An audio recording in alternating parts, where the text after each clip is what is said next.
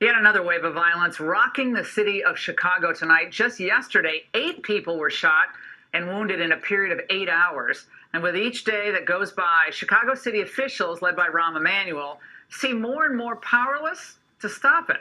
This week, Jono Caldwell, a Fox News political analyst and Chicago native, went out to speak with members of the worst-hit communities and find out what's driving the bloodshed. Watch. In this neighborhood, everybody want to be better than the next person. Everybody want to rock the better jeans than what you got on, the better shoes. They want to be the one on top.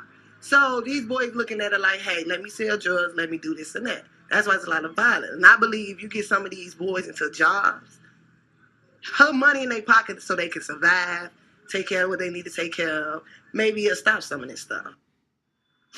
Joining us now with more is Jono Caldwell. Jono, it's great to see you tonight. It was interesting what Nene just said there. And she said everyone wants to be on top, have what the other guy has or better. I don't know if she was talking about house or car or shoes or what. But everything. She said if they had a job, maybe it would be better. To get the job, you have to have the skills. You have to have the educational background, a parent or role model who helps with the education and the guidance. The problem is a lot of these kids don't have any of that, and then the gangs walk in. Yeah, Laura, I think what I really saw here this week when doing these interviews with a number of the high-ranking gang members throughout the city of Chicago is there is a deficit in personal responsibility. A lot of parents that left the home who believed that their parents maybe were too harsh on them as they were growing up, they allowed their kids to run free. And as a result, we see the bloodshed. Yale did a study in 2015 which said for every 100,000 residents in the city of Chicago, there's on average 1 white person shot, 28 Hispanic shot, and a whopping 113 African American shot in a city of 2.7 million people. This is beyond the pale of what we should see in any American city. And I know, and I thank you for your coverage on this because you've done it from your heart. This hasn't been political for you. You see the same thing that I see in a lot of the African-American residents see in Chicago, which is no American city should be like this. There should be no person in an American city to have to live through this level of fear. And what we're seeing, especially speaking to the gangbangers in the city of Chicago, as a lot of those folks feel that this was a life that they were preconditioned for. This isn't something that they necessarily chose. As one told me, this is the life that chose him. So this is, just unfortunate. And Giano, the need for investment or business to come in, as we've talked about before, and it seems that how do you solve this problem? Until the streets are safe, we need more detectives, more police, more personal responsibility, more role models. It's hard to get the business to come in, even with tax incentives that Rahm Emanuel, as far as I know, hasn't been willing to talk about. But even with tax incentives, if you go in there in some Englewood, some of these other areas, you're worried about your safety or your employees' safety, that's going to be a heavy lift. It will be, but I was really happy to hear from an individual who runs a program or organization called Ex-Cons for Community and Social Change. His name is Tyrone Mohammed. He is actually an ex-con. He went to jail, I believe, for about 30 years for murder. He started a program when he got out of jail, and he goes and gets more ex-cons, and they go back into those communities in which they robbed and steal from, the communities that they murdered and which led to bloodshed. So that was something I thought was particularly encouraging because they're talking to the youth. They're looking to put those individuals in jobs. And I was really happy to hear that because those are stories that we normally don't hear. Those are stories that we normally don't see. Gianna, we actually have that part of your discussion with him. I think we're going to play it now. Let's watch. Most guys involved with my organization have served 20 years or more in prison. We are men who recognize that we made a mistake. We're not sitting around waiting on some benevolent white person, the politicians, the legislations to change our condition. We know that we helped perpetrate some of the violence in our community. And we learned a long time ago while we was in prison that we would have to change it ourselves. Gianna, final thoughts real quick. We need more of that in the city of Chicago. There needs to be an expansion of personal responsibility because no one can rely on the government to solve all its problems, and that includes the violence in Chicago. They are part of the solution, but they are not the solution in totality. Well, you need more police. You need more cops on the ground. You need more detectives so you actually solve some of these crimes. And that's where the mayor and city officials kick in. Jono, thanks so much. There's been a failure of leadership on the level of the city and as well as the state. There's been a failure of leadership in Chicago. Well, we've been trying to get Rahm Emanuel on the show and other aldermen, and not much luck there. So we'll keep trying. Yeah. Jono, thanks so much. Now with a discussion on this, we're going to talk to Horace Cooper of Project 21. And, of course, Leo Terrell is with us, radio talk show host. Both of you, it's great to see you. Leo, let's start with you. I don't think this is an issue that should be political. It should be solved.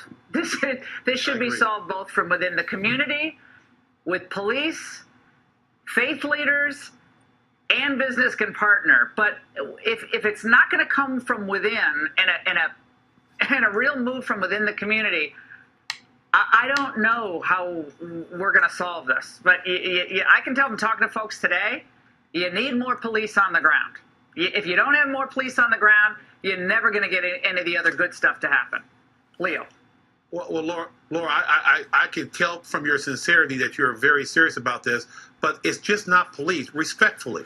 When I just saw the president on Fox talking about African-American unemployment rate is down. What about in the south and west side of Chicago? There is poverty in Chicago youth from 18 to 24. Giovanni didn't talk about the unemployment rate in Chicago. You got to have jobs there. And what I submit to you, Laura, is that there are no jobs there. And it's just not at the local level. We have a Republican governor, and the blame goes all the way around. But let's focus on the absence of jobs. I'll support your argument about police, but please acknowledge that great Make America Great Again does not apply to African-American youth between the ages of 18 and 24 on the south and west side of Chicago.